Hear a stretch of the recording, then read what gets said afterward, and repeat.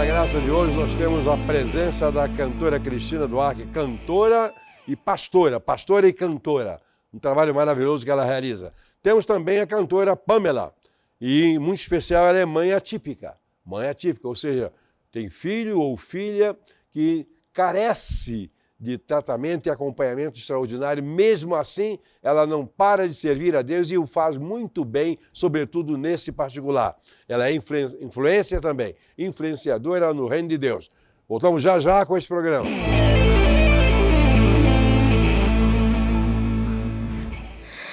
A gente precisa respirar com fé e coragem pra recomeçar, revisando a vida devagar, sem parar de caminhar. A gente precisa superar, removendo o grão que não germinou, descobrindo esse mundo azul que é meu, só meu. E o sol que vem de lá me ajuda a controlar meu respirar. E nesses desencontros, assim eu encontro a minha paz. Se quando eu acordar tudo mudar, o meu amor consegue suportar, vivendo e aprendendo a confiar no meu Pai. Se quando eu acordar tudo mudar, o meu amor consegue suportar, vivendo e aprendendo a confiar no meu Pai. E o sol que vem de lá me ajuda a controlar meu respirar. E nesses desencontros, assim eu encontro a minha paz. Se quando eu acordar tudo mudar, o meu amor consegue suportar, vivendo e aprendendo a confiar no meu Pai. Se quando eu acordar tudo mudar, o meu amor consegue suportar, vivendo e aprendendo a confiar no meu Pai.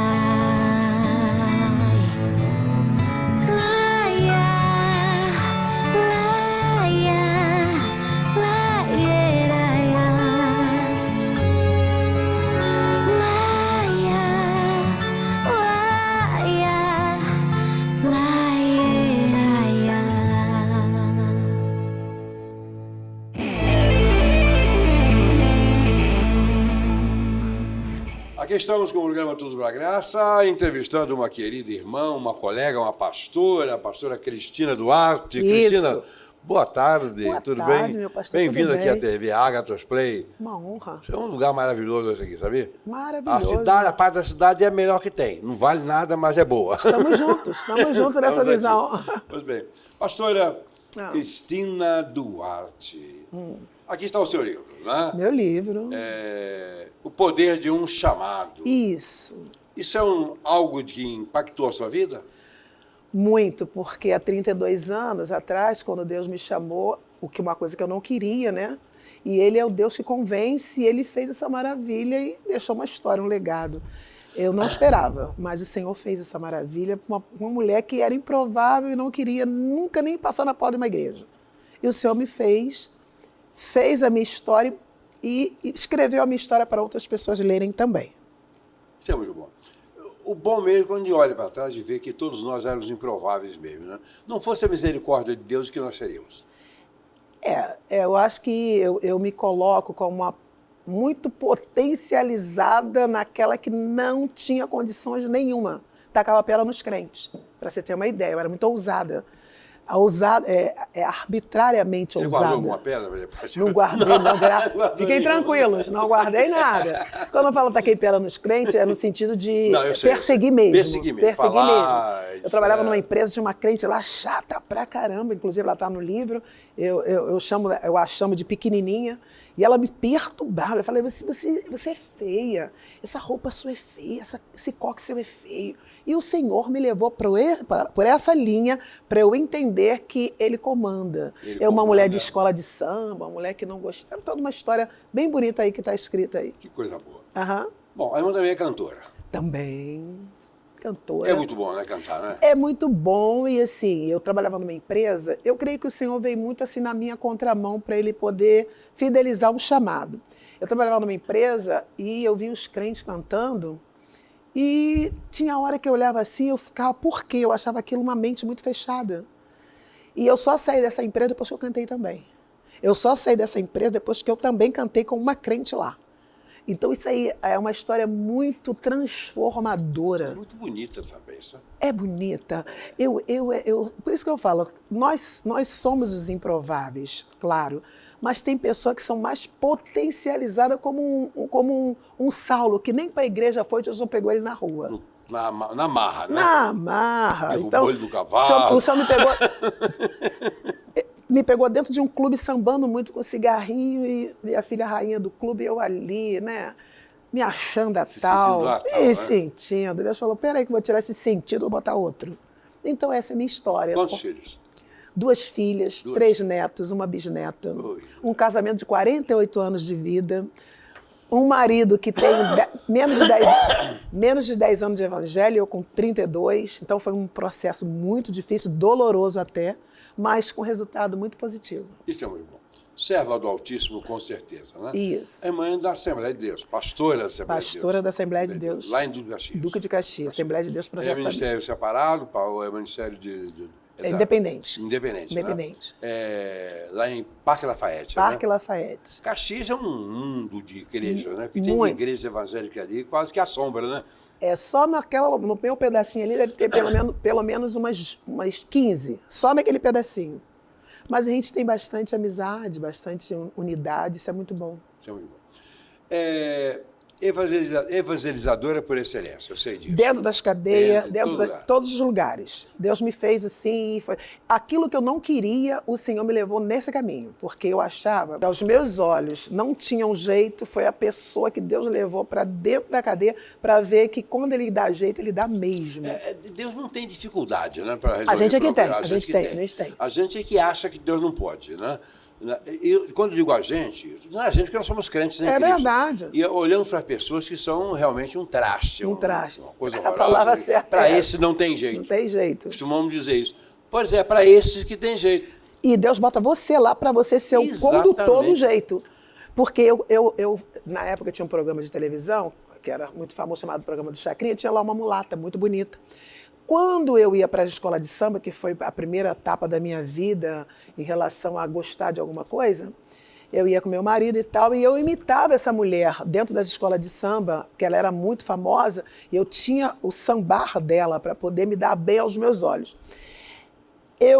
Depois da conversão, o Senhor me levou dentro da cadeia para pregar para ela e ganhar ela para Jesus. E é uma história assim impactante, Glória. Ela falou para mim assim, a frase dela foi a seguinte: por que Deus não faz na minha vida o que fez na sua? Porque eu contei para ela algumas coisas, né, dentro de um presídio de Talavera Bruce. O Senhor mudou a minha vida e depois mudou a minha história.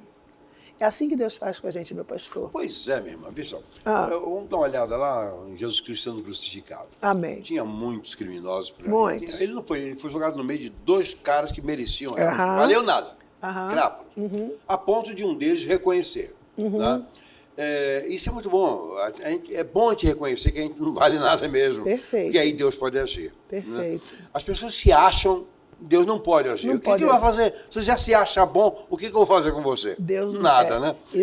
Mas aquele reconheceu que era criminoso, pediu socorro, está exatamente no paraíso. Amém, Jesus. Passou aquela noite com Jesus Cristo. Amém. Não sei o que eles conversaram, mas estavam juntos lá.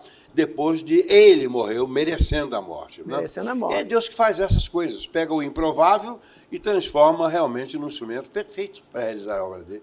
Então, isso ele fez com a gente, né, meu pastor? Comigo também, eu não sou diferente, não. Eu sou, né? Bem, a irmã, pastora, é recente, né? Não é muito antigo a realidade de pastora nas igrejas evangélicas, né?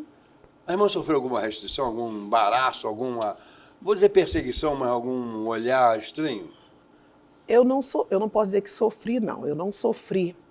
Mas eu vejo os relatos e eu sei que há pessoas que sofrem. Agora, eu não sei se eu não sofri porque eu não dei a atenção ou se realmente eu não dei atenção no sentido de que eu sou muito focada naquilo que Deus quer. Então, eu tinha que focar muito no céu para eu poder não me perder no meio. Porque o meu esposo, nós tínhamos uma vida muito assim, de festas e tal, e quando eu me converti, o Senhor me deu uma paralisação, me fez parar para eu entender. Então hoje, o que eu falo e o que eu propago e o que eu prego é que fique no chamado, porque quando você fica no chamado, você não tem tempo para perder tempo. Exatamente. Então eu sei que hoje tem esse processo aí, mas se eu sofri, eu não percebi. Interessante, irmão. Eu sou pastor há pouco tempo, né? Eu tenho 53 anos só de vida. Né, gente? Há pouco tempo. Eu tenho só 53. Mas eu sou de uma época que as igrejas não aceitavam sequer ter diaconisas. Não. A igreja matriz, a minha igreja mãe, ela tinha esse princípio aí no começo. Depois foi abertamente. Depois fui para uma região pregar, onde eu moro atualmente, e lá já existia. A igreja para a qual eu fui pastorear, não. Já tinha umas 2 ou 3 diaconisas. A primeira igreja da cidade não tinha. Me convidaram para pregar num programa que a igreja estava fazendo, vários sermões para a escolha de diácono e diaconisa, e eu fui e preguei a favor e a necessidade de ter diaconisa. Quase glória. Me martirizaram. Então, tu sofreu, né? E eu não era pastor da igreja. O pastor olhou para minha cara com raiva. Não, mas diaconisa, que isso? Tá maluco? Tá doido? Que isso? Né? Hoje está cheio de diaconisa. Então, mas tem que... O tempo mudou. As restrições que faziam, e ainda porventura venham fazer a pastoras, é coisa para virar de página já. Mas então, vamos dizer que o precursor, dentro do seu pedaço, o precursor, porque alguém tem que apresentar aquilo que defende para que possa fazer um tempero no meio. Então, o negócio é a gente não botar o pé atrás naquilo que Deus já nos deu entendimento para levar entendimento para os outros. Eu vejo as pessoas, a pastora não é bíblico, não sei isso, aquilo, arrumar argumentos para ser contra é fácil. Eu também sei. Sei arrumar também. Tá? Ok, então você é contra, por causa disso, sim. E se você estiver errado? Não seja nada disso. Porque quando Deus chama, ele não... relação com mulheres, não, ele chama os filhos dele. E a Bíblia não faz nenhuma restrição, pastor. Não tem um texto, nem texto nem contexto que diga que não pode. Não tem. Biblicamente não tem. Não tem. Conclusões todo mundo arranja se quiser. Né? Raciocínio, racionalizações é coisa muito fácil de se fazer. Né? Eu até respeito, eu só não vou aderir. Eu não concordo. Eu não concordo, eu respeito. Eu vejo pastoras que realizam ministério extraordinário e continuam pregando, elas têm uma sensibilidade para pregar e para falar a pessoas que nós, os homens, não temos. Perfeito. É agregar valores, é só entender. A linguagem da mulher, o afeto da mulher é faz muito diferente do homem. Claro que eu concordo que a mulher é bem melhor do que o homem, né? Não é só eu, não. Em geral, o pessoal de bem pensa assim. Né? Mas ela tem talentos, né? Tem potenciais que o homem não tem. Perfeito. É só entender, porque quem entende não questiona, cumpre. O entendimento traz um cumprimento do propósito. O que Deus quer não é complicar a vida de ninguém, não. É levar a salvação, levar a graça. Né? E aqui embaixo, quem quiser que brigue com quem quiser que seja, não tem nada a ver. Então, pastor, deixa eu só deixar um negócio. Enquanto você briga ou você questiona, já tendo adquirido posicionamento, você perde tempo. Então, deixa questionarem, só cumpre o chamado, cumpre o propósito, que é o meu livro, que é cumpre o seu chamado, que o resto é com Jesus. Mas o servo de Deus nem questionar nada, ele tem que simplesmente tocar a vida, fazer o seu ministério. Perfeito, isso aí, perfeito. Porque quem lhe chamou Foi Deus. Que se E responsabiliza. foi a irmã Aleluia. que sentiu o chamado. Amém. Não foi eu, não. É verdade. Nem o seu marido, nem os membros da sua igreja. Isso aí. Foi a irmã. Né? E como ele chamou, ele teve uma linguagem própria, uma motivação própria. Ele chamou porque ele precisava. E a prova é que o trabalho que a irmã está realizando para ele, não para a irmã. Isso aí. Então, essas questões, digamos assim, denominacionais, eclesiológicas, etc., já fizeram sentido. Já fizeram. Mas agora não faz mais. Agora por causa do resultado. Há um resultado a se respeitar. Agora é trabalhar e servir e ignorar essas passionalidades, porque isso não leva a nada, só atrapalha o reino de Deus. E uma coisa que eu vou falar para quem está nos ouvindo também, a fidelização do meu chamado veio com os embates internos, dentro da minha própria família. Então ali foi gerado uma fidelização mesmo do chamado. Então, às vezes, o embate vai forjar um caráter de quem quer. É só entender, o resto é com Jesus. É difícil a gente lidar com a pressão, né, que é a pressão de família, sobretudo de família, do meio, etc. Davi lidou com isso e José também. Todos lidaram. E quem não lidou deveria ter lidado. Quem não teve esse problema não aprendeu a viver, porque o reino de Deus não é uma atividade, digamos assim, de lazer. Não é. É de trabalho, de luta, responsabilidade, embates, muita coisa. Quando a gente lê a história de Paulo, dos discípulos todos, o único discípulo que não foi, digamos assim, martirizado foi João, né? Que era um garotão quando acompanhava Jesus. Mas mesmo assim, jogaram ele num caldeirão de... segundo a história, é verdade. Para matar, não matar. Ele foi morrer lá em pátio, mas martirizado não foi. É verdade. Os outros todos passaram perrengues violentos. Mas por acaso eles perderam alguma coisa? Perderam nada. Nada. Né? Eu gostaria de entrevistar esse pessoal que já subiu. Mas tem alguém aí que pode, a nossa diretora pode buscar o pessoal que já está em cima? Não, os melhores lá, Paulo, Pedro, Tiago, João. Homens que deixaram... Gostaria muito de bater um papo com o João, para trocar umas ideias sobre o Apocalipse. Você deixou de escrever alguma coisa? Não, mas ali a história nos ensina muito, pastor. Só ensina. Não vou dizer que está faltando, mas precisaria ter mais histórias bíblicas para um aperfeiçoamento de um chamado de um homem e de uma mulher.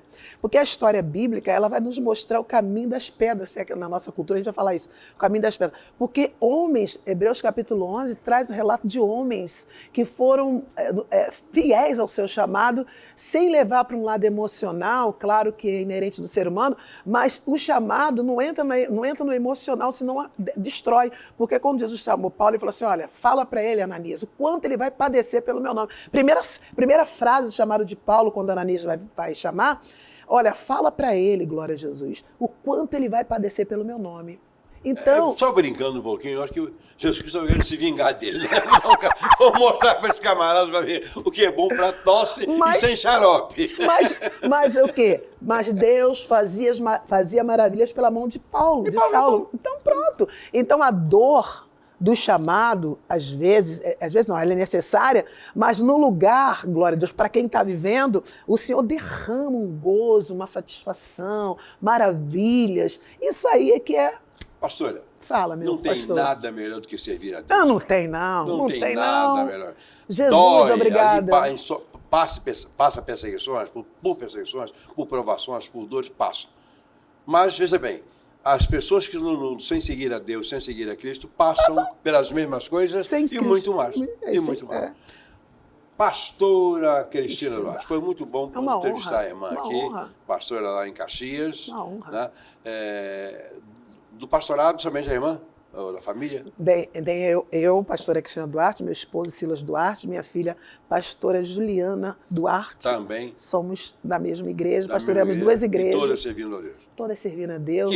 Um neto que se converteu, se batizou agora há pouco tempo, com 23 anos. Uma história bonita de vida.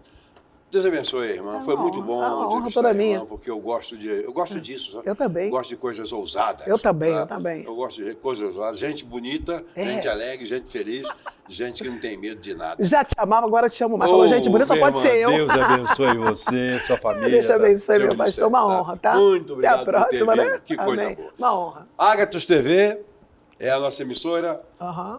Todo sábado às 14 horas estamos aqui com esse programa. Isso. E todas as terças-feiras às 23 horas, desculpe, às 19 horas, em conhecimentos e assuntos relevantes. Servindo a Deus o tempo todo. Até lá, até o próximo programa, se Deus quiser.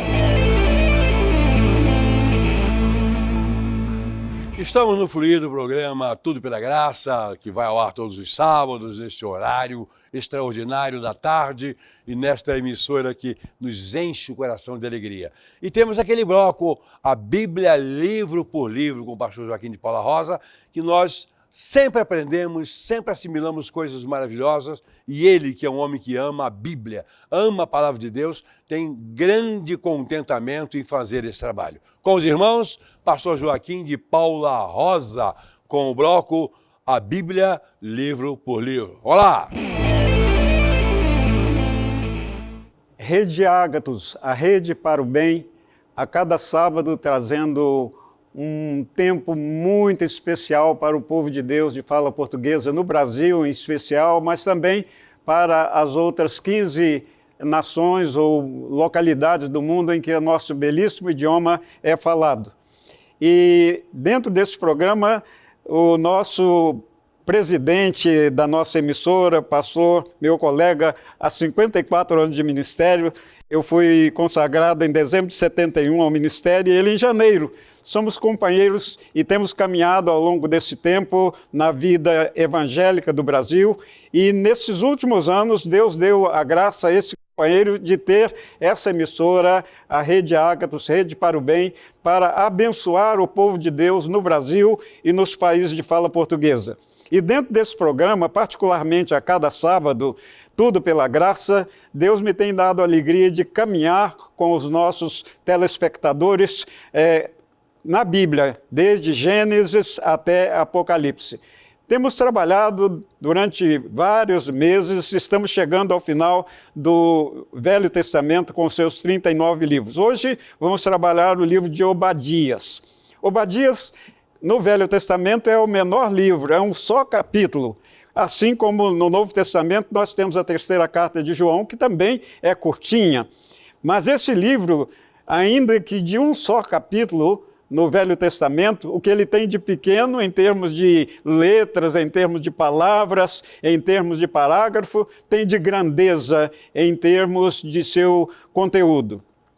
Ele simboliza, na verdade, o julgamento das nações. Obadias é o profeta da justiça, é o livro da justiça. 21 versículos apenas, 5 minutos para lê-lo numa leitura corrida, e é o livro que, de certa maneira, trata do ridículo de todas as nações de todos os tempos. Obadias, esse profeta extraordinário que profetizou a partir de Jerusalém, também falando não só do pecado, mas também da queda de Jerusalém, que aconteceria levando o povo, inclusive, para o cativeiro. É um livro que não trata especificamente nem de Judá, nem do Reino do Sul, nem do Reino do Norte, mas de Edom. Edom era uma região que pecou tanto, ela fugiu tanto do normal, do bom procedimento, do temor a Deus, que foi condenada realmente. E Obadias trata exatamente da condenação desse povo, e o tema central é a destruição de Edom.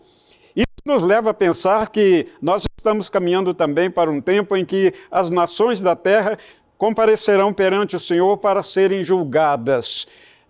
Não se fala muito disso hoje, mas o mundo caminha para esse tempo de ajuste de contas com o nosso Deus. Deus, o juiz eterno, o Criador de todos nós, tem um momento em que o tribunal de Cristo vai ser colocado, instalado, e todas as nações de todos os tempos comparecerão perante ele para o julgamento final, de que esse livro de Obadias trata. Nesses 21 versículos, nesse livro tão curtinho, o livro da retribuição, Obadias trata da condenação, da destruição, do castigo que Edom teria, simbolizando o castigo das nações que está ainda para o futuro.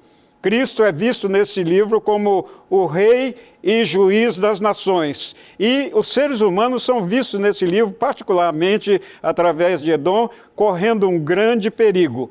Por isso que a palavra diz que nós precisamos nos arrepender de nossos pecados, olhar para Cristo Jesus, que subiu à cruz e padeceu ali, morrendo para salvar a humanidade, que ressuscitou na manhã de domingo, que andou conosco durante um bom tempo aqui, depois subiu aos céus, de onde vai voltar um dia para julgar vivos e mortos.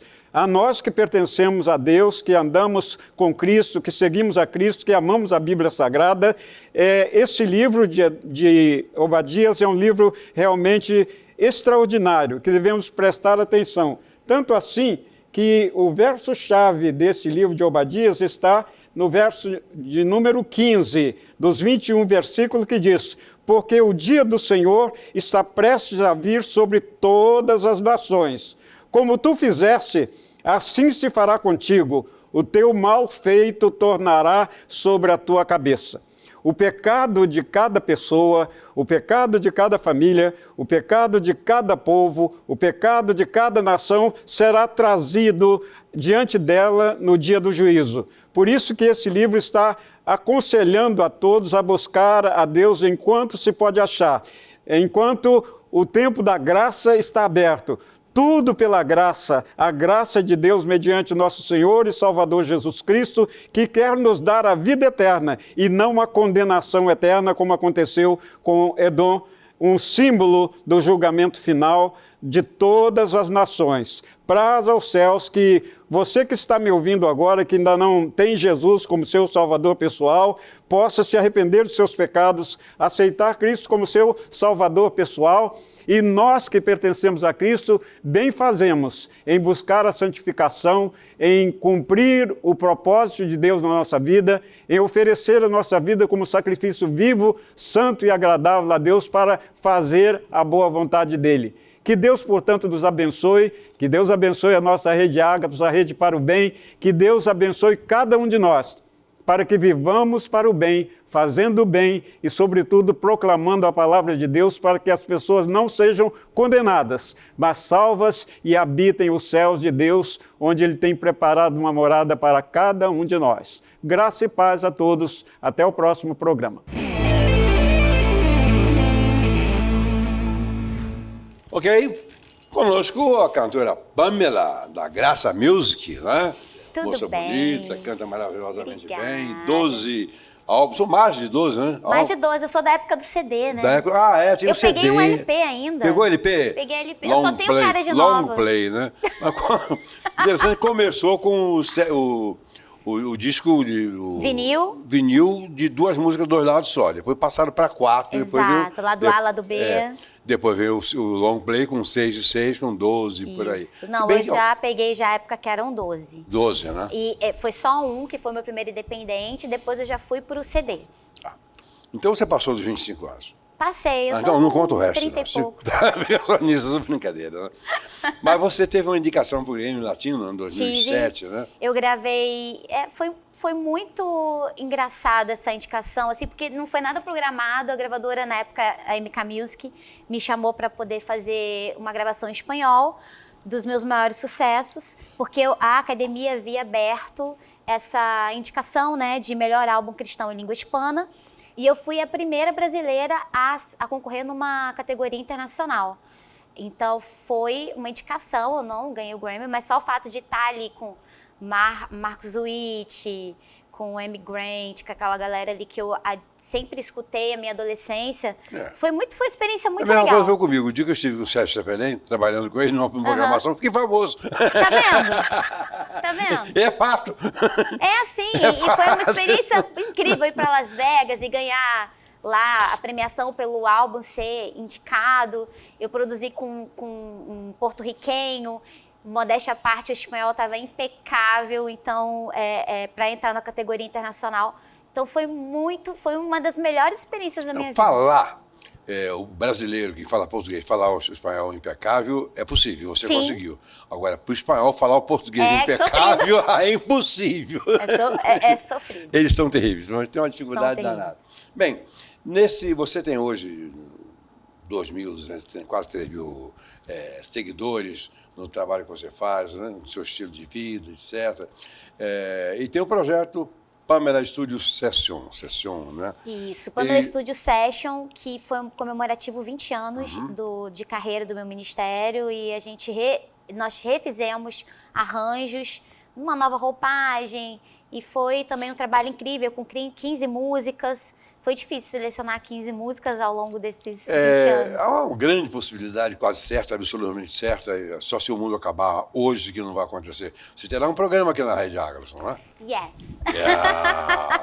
Vai arrebentar a boca do balão, O né? senhor vai ser meu chefe. Pois é. E você vai trabalhar com a minha filha, né? Exatamente. Que também é mãe atípica. Temos muitas coisas em comuns. Eu gosto de andar de avião. Isso é muito bom. Isso é bom. Avião Mas a minha pequenininho. filha tem um medo danado de Ela avião. tem medo, pois é. E isso foi uma coisa que o diagnóstico de autismo foi uma coisa que mudou minha vida, assim, radicalmente. A maternidade já muda a vida da mulher, Muda. né? O de autismo, então... O de autismo, então, acho que é aquele... E eu nunca fui apegada à criança, né? Eu comecei o meu ministério cantando para adolescentes, porque eu era adolescente, então era música teen, né? Na época, eu era cantora gospel teen. Então, eu sempre gostei ali de falar de igual para igual, né? A minha linguagem para os adolescentes. E já tive proposta de gravar projeto infantil e eu achava que não tem nada a ver, não que eu não goste de criança, não é isso. Não, mas eu nunca tive afinidade para fazer lidar um trabalho com... específico. Exatamente, eu acho que tem que ter um dom para isso, né? E aí, depois que eu fui mãe, tudo mudou. E muda mesmo. Tudo mudou. Você, hoje, está cantando uma música romântica que é Respirar, não é? Na música romântica é um verso de amor, que faz sim. parte do projeto... Do projeto. Do Estúdio Session, de Certo. 20 anos, que foi meu maior sucesso Tá de bom. músicas românticas. E você tem... É um filho? É menino? Eu tenho um filho, o Theo, de 5 aninhos, que é a minha cara, com a cor dos olhos do pai. Porque o meu marido tem olho verde, né? Tem sempre um defeito, né? Não, meu filho é perfeito. Só quem pode falar mal do meu filho sou eu. Mais ninguém. Eu falo pra minha sogra, né, a avó dele, ela começa a falar alguma coisa, eu falei, pode parar, só quem pode falar mal do meu filho sou eu. Não, mas o meu defeito que eu falo é em relação de copiar o seu pai, pelo marido, pelo menos o seu marido... Pelo menos hoje. Alguma coisa nos olhos, né? Bom, você estava sem gravar há um tempo, 3, 4 anos, por aí, Foi. em termos de música inédita, né? O que inspirou você a voltar à gravação com toda a força aí? Então, meu filho nasceu na pandemia, 19 de março de 2020. Foi o segundo dia de quarentena aqui no Rio de Janeiro. Então, eu já estava programada para passar um tempo parada em função da maternidade. Só que a gente não esperava que fosse acontecer o que aconteceu, né? Ficar muito tempo parado. O país parou, o mundo parou. E aí eu fui ficando parada. Quando meu filho fez 1 ano e meio, até ele fazer 1 ano e meio, ele estava progredindo, evoluindo, atingindo todos os marcos de desenvolvimento, tudo certo. Quando ele fez 1 ano e meio, ele começou a regredir, ele começou a falar, ele parou de falar, ele não queria mais andar, queria engatinhar, ele começou a ter algumas atitudes que eu achei estranha e eu, mãe de primeira viagem, né, pensei assim, não, deve ser porque ele não convive com outras crianças, não está na escolinha, na creche e tal, vamos esperar. Logo em seguida voltaram as escolinhas, creche, eu botei ele na creche, e aí depois de 3 meses a escola chamou a gente e falou, olha, leva ele no fono, ele tem dificuldade de socializar com outras crianças. E aí eu já estava com o meu alerta ligado, não, vou levar no neurologista. Então levei ele e desde então a gente já teve o diagnóstico. E aí a minha cabeça pirou porque eu não conseguia mais pensar em cantar, em trabalhar. A única coisa que eu fazia era correr atrás do tratamento do meu filho, né, das terapias, de tudo que ele precisava, readaptar toda a rotina da minha casa, do meu casamento, porque mexe com tudo mesmo. Mexe. Então eu não tinha como fazer outra coisa. E eu que botei a mão na massa e fiquei na linha de frente disso enquanto meu marido trabalhava. Foi que na minha maior dor, receber o diagnóstico de autismo do meu filho, eu encontrei o meu maior propósito. Eu já fiz tudo que eu tinha que fazer pro reino de Deus, já tá bom. Até a Simone, que trabalha comigo, ela já ouviu falar isso várias vezes, que eu tinha parado e acho que eu não tenho mais nada para entregar. Acho que eu já tinha feito tudo. Mas não é assim, né? Mas não era assim, né? Para eu poder ajudar outras mães E se tornou, através da minha dor, meu maior propósito. E por isso eu voltei. É um mundo novo, né? É uma um coisa mundo totalmente novo. diferente quando a gente depara com uma criança autista que a gente desconhecia. Na minha concepção de autismo, o primeiro quadro de autismo que eu tenho, como a minha filha, que é especialista lá, acho que não, foi aquele filme Muito Além do Jardim, com Peter Sellers, que era um típico caso de autismo, no meu modo de pensar. Não, porque não interessa, eu acho que era ela e já morreu também, não faz diferença nenhuma, né? Mas foi um primeiro quadro que eu visualizei num filme e que eu achei uma coisa realmente estranha. Mas, na verdade, isso que nós chamamos de estranho é um momento da existência, da relação de Deus com a humanidade. Sim. Tá? Isso não é uma coisa aleatória, isso faz parte do projeto eterno de Deus.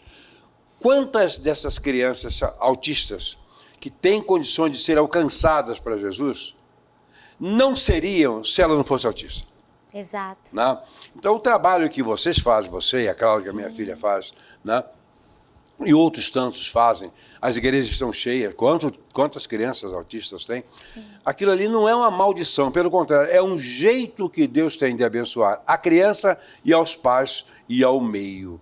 É um jeito estranho, não é? Sim. Mas Deus não pede satisfação a ninguém, nem modelo de nada a Deus para conduzir a história, não. Ele conduz do jeito dele. Do jeito que ele tá? quer.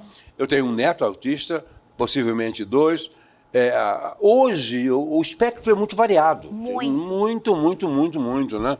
A coisa é séria. E aumentando assustadoramente. Porque hoje, essas coisas pequenas que a gente acha, fulano é estranho. Por exemplo, meu marido.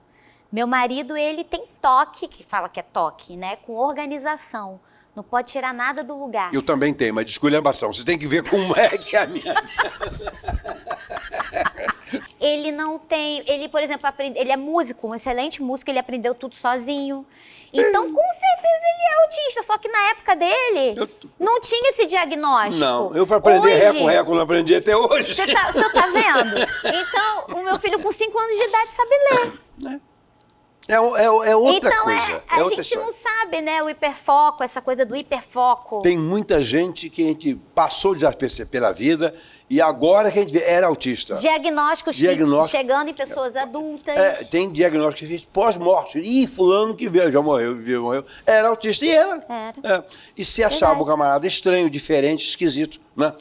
E é bom a gente ter esse diagnóstico, né? Mesmo que tardio. É sim. Porque você consegue entender e tirar um peso, às vezes, das suas costas, que isso geralmente vem em Eu forma de falei culpa. uma palavra agora, por exemplo, fulano era esquisito. Engraçado, em português a palavra esquisito é esquisito mesmo. Em espanhol não, é maravilhoso, extraordinário.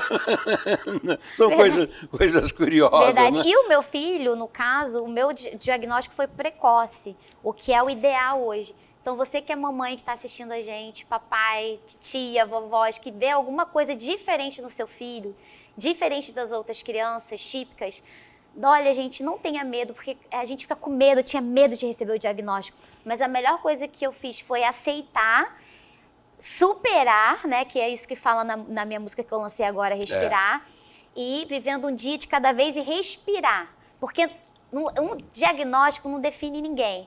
E também a questão é a seguinte, você é uma cantora, você é uma serva de Deus, etc. E você sabe que o ser humano não é mensurado nem avaliado pelas suas limitações. Né? Nós entendemos, que a sociedade entende que uma pessoa ideal, aquela sadia, inteligente, mas esses sadios inteligentes matam, estupram, fazem essas coisas todas, coisas que o autista não faz. O autista, né? ele é muito puro. Ele é puro, né? Então, na verdade, isso que nos parece ruim, a mim não parece, eu tenho uma cabeça mais ou menos boa. O problema é que não está nascendo cabelo macho, quando já era. Eu gostaria tanto de ser cabeludão, etc., mas é um defeito da minha cabeça. Mas pode fazer implante. Implante, eu já pensei em fazer o implante. O problema é que fica igual a plantação de abacaxi. Tudo espetadinho. Mas depois fica bom. Depois a gente costuma. E eu vou acostumar também com os apelidos que vão colocar em mim. Então deixa assim mesmo. Mas o senhor é engraçado, então tá tudo certo. Deixa assim mesmo. Bom, só não se critica. Eu não. Aí, no caso, não é nem reflexiva, é partícula passivadora. Né? Só não se critica aquilo que não vale nada. Aquilo que é ruim demais. O que é bom vai ser criticado. Ah, vai, porque tem sempre alguém que gostaria de ter feito aquilo, achando que poderia fazer melhor, etc. Quando eu abri a faculdade em Itaperuna, a faculdade entrou com 6 cursos, e peguei a portaria e fui mostrar o prefeito da cidade, que era meu amigo, ele olhou assim, olha, nós parabenizamos o senhor, mas que ninguém acreditaria que o senhor ia conseguir fazer. Ninguém acreditava em mim, que bom! Isso é maravilhoso. Porque se todo mundo acreditasse e eu não fizesse, seria um pior. Exatamente. Né? Exato. Então, Temos muitas coisas em comum. Então. Pois é, a sua vitória é isso. O bom é isso, é vencer a dificuldade. Não é não ter dificuldade, é vencer a dificuldade, é crescer. Né? Quando os navios antigos tinham um mastro central, seguravam as velas, etc. E esse mastro, essa árvore que era usada para aquilo ali, era colhida nos altos das montanhas, porque ela sofria o impacto do vento. Então ela estava acostumada a inclinar para lá e para cá e não quebrar. Pegasse o eucalipto de várzea, não aguentava a primeira navegação. Então, retinho, certinho, tudo bonitinho, não presta. É bom que a gente seja assim, meio maluco, igual eu, e tocando a vida. Bom, para encerrar, descreva as breves palavras sobre a música, a primeira música da sua autoria. Qual foi a senhora? Respirar. Respirar. Em meio a esse caos todo que eu vivi do diagnóstico, né, do meu filho, que eu queria fazer tudo ao mesmo tempo e às vezes não dava para fazer, porque tinha muita coisa que não dependia de mim, eu vi que a melhor coisa que eu tinha que fazer era parar e respirar. Às vezes a gente tá numa correnteza, né? Quando a gente está nadando lá na praia, está naquela correnteza e dando aquela abraçada, não adianta você lutar contra a correnteza porque ela vai vencer. Uma hora você vai cansar. Boia e respire. Então é melhor você parar, boiar e manter a cabeça fora d'água e respirar. Essa é a mensagem da música. Tem horas que Deus só quer que a gente passe por aquilo e tenha certeza e fé que a gente vai vencer, que a gente vai chegar lá, né? E a música fala sobre isso, né? Vivendo e aprendendo a confiar em quem? No meu Pai. Eu vivo assim. Vivo aprendendo, confiando, sofrendo. A gente sofre. Sofre, mas a vitória só vem exatamente se você estiver lutando, padecendo, se você estiver acomodado, com tudo certinho, uma casa bem montada, tudo que você imagina você pode ter. Você não conquista nada, você não tem sensação de ter realizado coisa alguma, você é um vegetal. Exato. Tem pessoas bilionárias aí que são profundamente... não tem nada. Você olha por fora, uma bela maquiagem, uma cara bonita, uma roupa bonita, mas por dentro, o lado de fora não interessa. Nos interessa muito é o lado de dentro, que é exatamente onde Deus age. Amém. E com as suas canções, você chega ao interior das pessoas com uma mensagem maravilhosa. Esse é o objetivo. Se tudo isso que eu passei, eu puder, sua filha passou, se a gente puder, através da nossa voz, ajudar outras pessoas, já valeu a pena. Pois é. E todo mundo no entorno passa. E todo mundo no entorno dessas situações, todo mundo é modificada. Todo mundo é modificado, é aperfeiçoado. Amém. E passa a viver melhor. Eu vivo melhor com minhas lutas, com meus sofrimentos. Eu sou um cara alegre, brincalhão, etc. Mas eu padeço, eu tenho sofrimento. Tá? Até câncer eu já tive. Que ele não me aguentou. Que bom! Ele teve que se mandar. Graças a Deus. Ele não me aguentou. Pamela, Tá vendo? privilégio ter você aqui. Muito obrigada. Deus tô muito abençoe feliz. você ricamente, minha querida. Muito feliz, Abraço, muito obrigada, gente. Toda a Cuide produção bem, beije bastante o seu filho. Amém. E toque a sua obra. Amém, muito obrigada. Deus abençoe você. Obrigado. Voltamos já.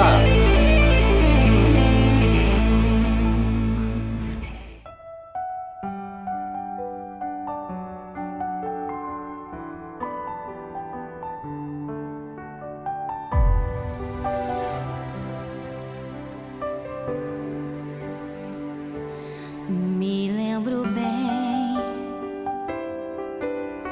a primeira vez que te olhei. Nos teus olhos eu encontrei ternura e amor, como eu nunca vi igual no céu. Uma estrela então brilhou e eu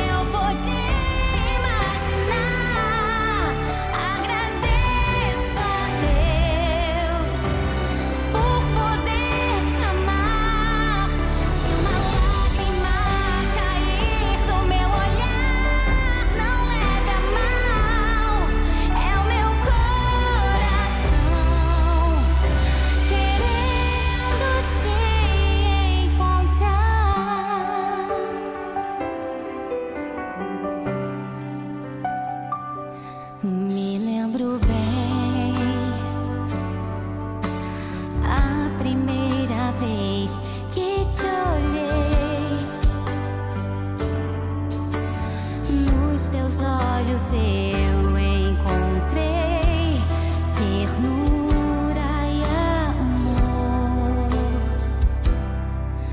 como eu nunca vi igual no céu.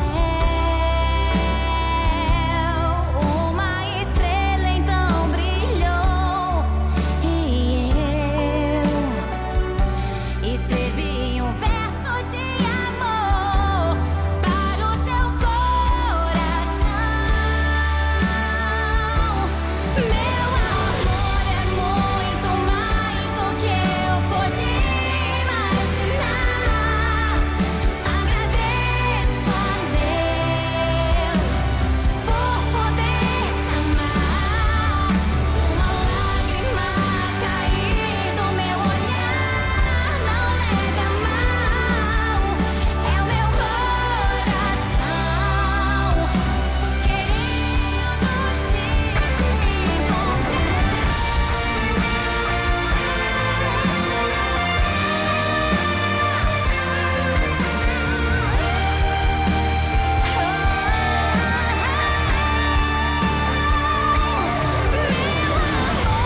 muito mais do que eu podia imaginar. Agradeço a Deus por poder te amar. Se uma lágrima cair no meu olhar, não leve a mal. É o meu coração querendo te encontrar.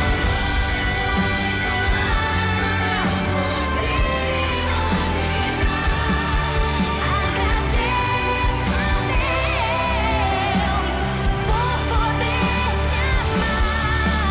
Se uma lágrima cair no meu olhar, não leve a mal. É o meu coração querendo te encontrar.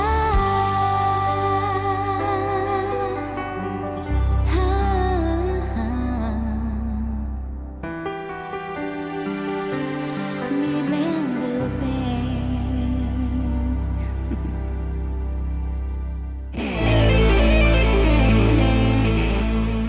Chegou o momento precioso do bloco Li Gostei. Eu, cada vez que leio, vou destacando, numerando e depois sistematizando as frases para esse momento gostoso. Não só eu, mas também o pastor Henrique, está com a incumbência também de selecionar as frases que ele quiser, à vontade, para irmos trazendo aqui até a volta de Cristo. Na véspera, talvez meu último programa irá ao ar. Na véspera. No dia seguinte, aí não precisa mais das frases. Vamos lá para o nosso programa, nesse programa, o nosso box, né?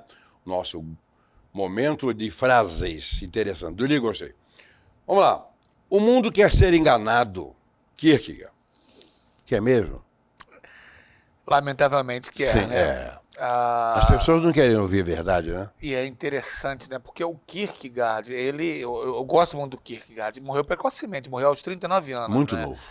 Kierkegaard aos 39, Bonhoeffer aos 39, Pascal aos 39, essa turma interessante que morreu novo e fez grandes coisas, né? Eu estou levando a vantagem, que eu estou com 79, nem penso em morrer. Muito bem, o senhor já está no lucro, que bom, coisa boa demais.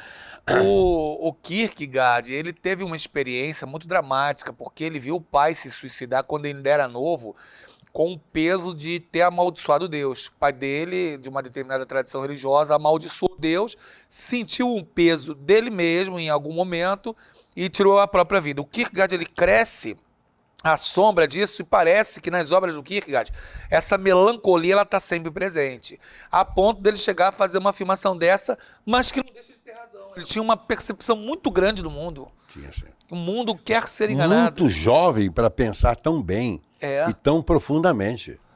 Mas ele tinha aquele senso estético, aquela percepção que alguns melancólicos têm, porque são geralmente mentes bem brilhantes.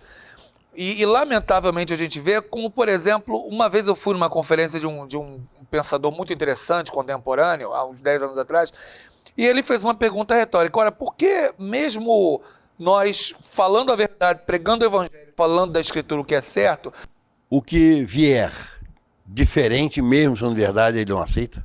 né? E quer ser enganado. Uma coisa interessante, quando você vai comprar um carro novo, por exemplo, vai na agência, ou bem que seja usado, chega o vendedor e apresenta todas as virtudes do carro, que ele nunca teve, nunca terá, certo?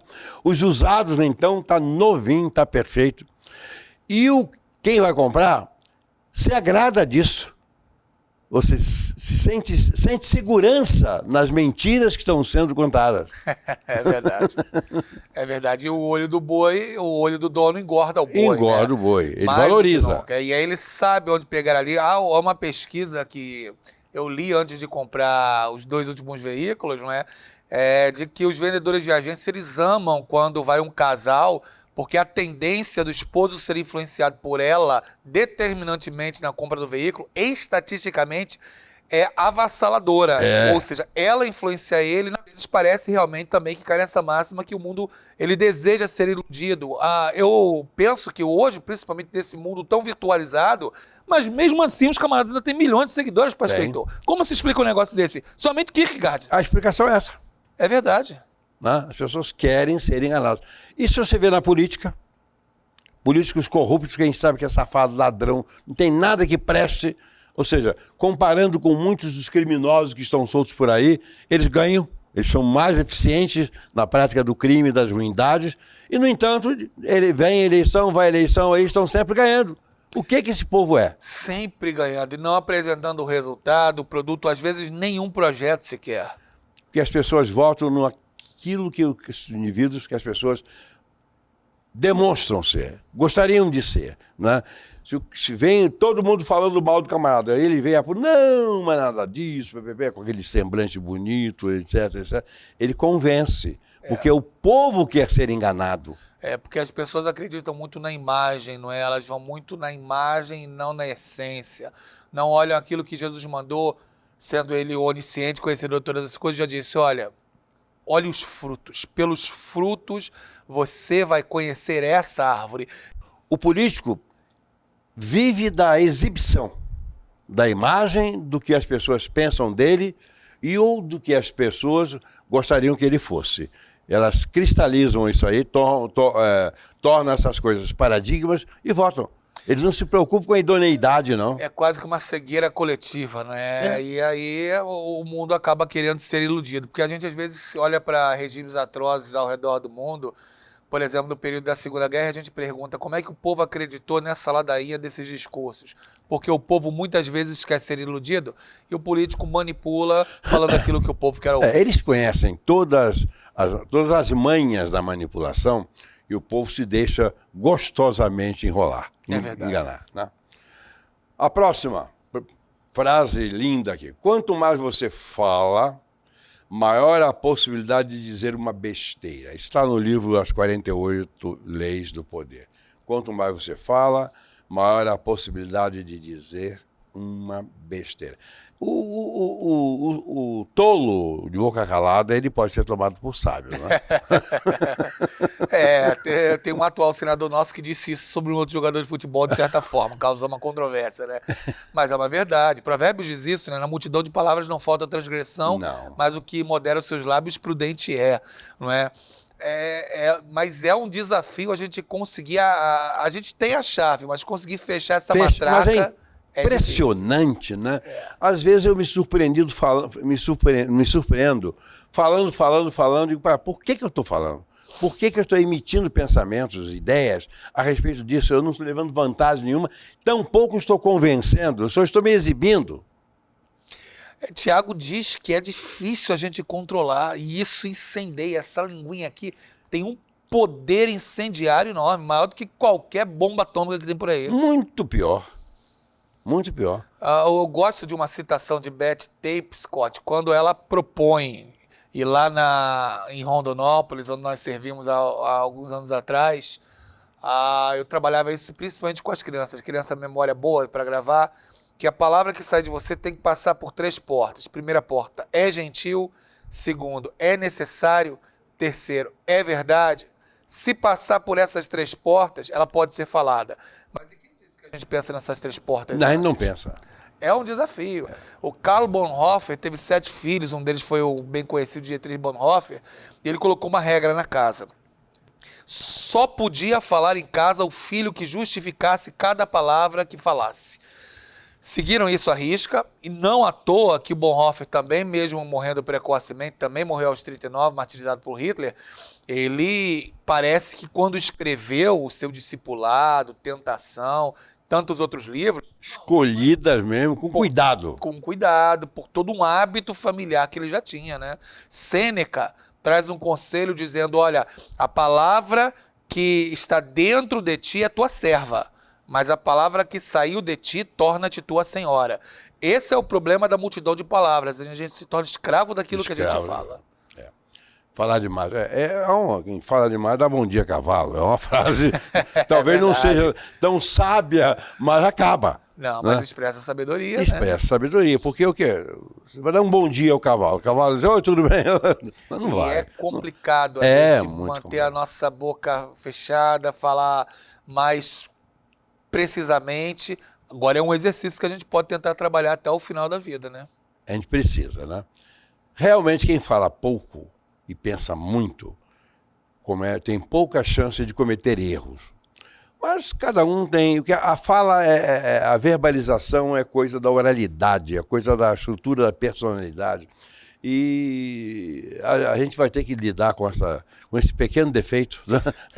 Eu encaro o domínio da fala, além de um aspecto de um hábito que a gente vai tentando trabalhar, mas é uma coisa sobrenatural, não adianta. A única forma da gente conseguir um autocontrole nisso é mergulhando em oração, durante tempos em tempos, pedir a Deus que nos ajude a controlar a nossa fala. Mas o problema é que hoje, nesse corre-corre do dia a dia, as pessoas também reservam pouco tempo para orar. E aí eu estou falando de meia hora, uma hora, um tempo naquele a sós com Deus, aquela solitude, para a gente conseguir o autocontrole, porque ali a gente vai conseguindo o autodomínio, e aí isso reverbera no autodomínio da fala exposição, também. É verdade. Porque aquilo que nós falamos, nós seremos objeto de julgamento por força daquilo. Né? Seremos mesmo, e não tem como fazer isso diferente. Uma outra frasinha interessante, eu gostei muito dela. Não deixe o que é urgente tomar em sua vida o lugar do que é importante.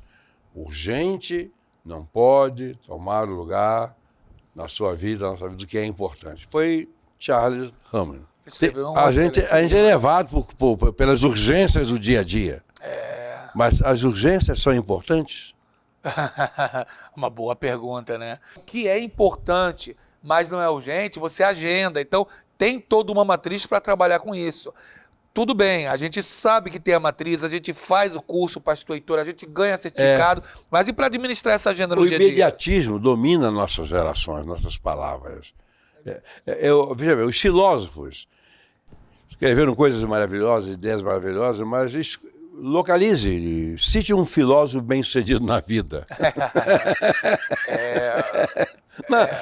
O próprio, citamos agora há pouco, Salomão. Tremendamente mal-sucedido.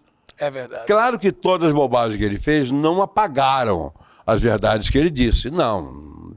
Isso aí é uma coisa, outra coisa é outra coisa, né? Até porque tem que ser assim.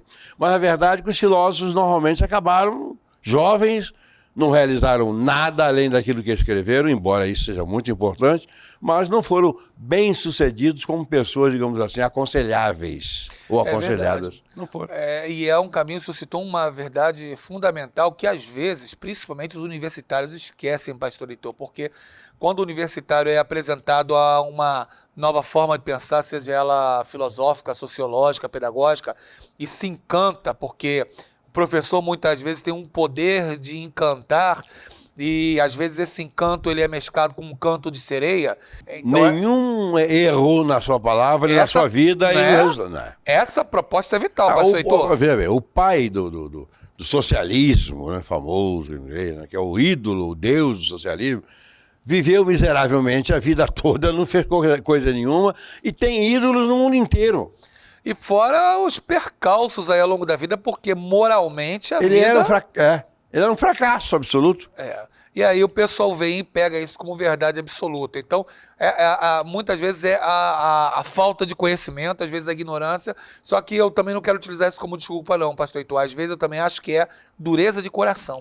Tem gente com coração duro. Tem sim. E por que dureza de coração? Porque aceitar que o outro está certo ou eu estou errado é muito cruel. É verdade. Mexe lá com o ego, né? É. O ego não é. Tem gente que, ó Senhor, gente orando, ó Deus, destrói o meu ego. Não pode, porque foi ele que criou. O ego é uma necessidade. Ele é necessário. A questão é que tem os mecanismos de defesa do ego que podem ser operacionalizados para o pior. Né? A mentira, por exemplo, é a coisa mais usada no mundo. O mecanismo de defesa mais usado no mundo é a mentira. Primeira vez que um anjo caído veio para a Terra, a primeira coisa que ele fez foi mentir. Certo? Não à toa que ele é o pai dela, né? É o pai da mentira. É verdade. O pai da mentira. A mentira é doce. É verdade. Porque ela resolve o problema de quem está mentindo e agrada aos ouvidos daquele que está recebendo. Recebendo e ouvindo ali, né? É uma lástima. É uma lástima. Fazer o quê? Ok? Terminamos nosso bloco de hoje. Li Gostei, mas a semana que vem temos Li Gostei de novo. Eu, que não sou sábio, mas o grande aqui, que é o Henrique, que é meu amigo. Meus amigos são todos eles muito bons, é por isso que eu tenho poucos. Até lá, abraço. Tudo pela graça.